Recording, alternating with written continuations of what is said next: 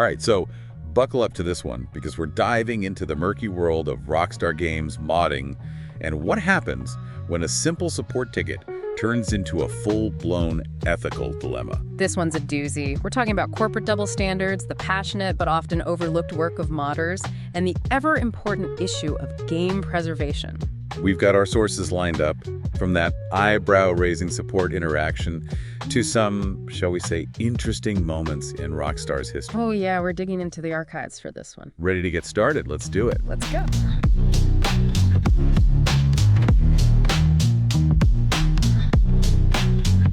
Okay, so picture this. It's 2023.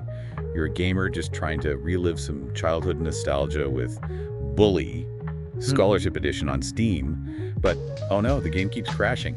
What do? You hit up Rockstar Support, obviously. Hope against hope that they'll have a solution. Exactly. And to everyone's surprise, Rockstar actually responds. But here's where things take a turn for the strange.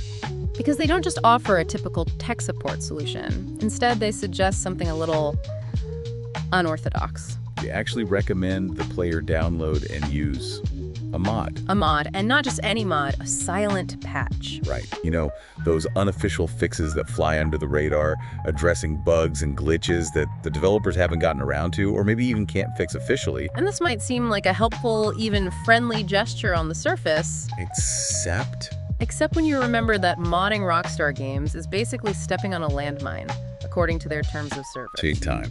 Rockstar is notorious for wielding DMCA takedowns like a weapon against modding projects they don't like. So this whole use a mod suggestion, it's raising eyebrows to say the least. It's giving major do as I say, not as I do vibes. Right? 100%. And the thing is, this isn't even Rockstar's first rodeo when it comes to this kind of contradictory behavior. Oh, you mean like that time they accidentally uploaded a cracked version of their own game, Manhunt, onto Steam? That's exactly what I'm talking about. They basically put up a pirated copy using someone else's cracked executable file without permission. I mean, talk about irony, right? They come down hard on modders, but then turn around and use someone else's unauthorized work. It really makes you question their stance on the whole modding thing. Like, is it okay when they benefit from it, but not when their players do? And what about the modders who put their time, effort, and passion into these projects? They often get the short end of the stick. Absolutely. These are dedicated communities who often improve upon games, fix bugs, and even add whole new levels of depth and replayability. And they're doing it for free, out of love for the game. It also points to a larger trend in the gaming industry, don't you think? Where developers are increasingly reliant on the unpaid labor of modders to patch up their games, add features, basically do work that arguably they should be doing themselves. It's a tricky situation for sure. On the one hand, you have the creativity and dedication of these modders, often making games better for everyone.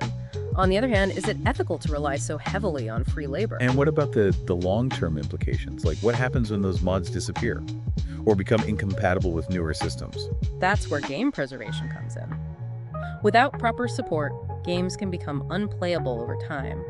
Modders often fill that gap, keeping older games alive and playable on modern systems. But that shouldn't be their responsibility, should it? It's like building a house on a foundation of sand. What happens when those modders move on or lose interest or just don't have the time anymore? Exactly. We need a better solution, a more collaborative approach.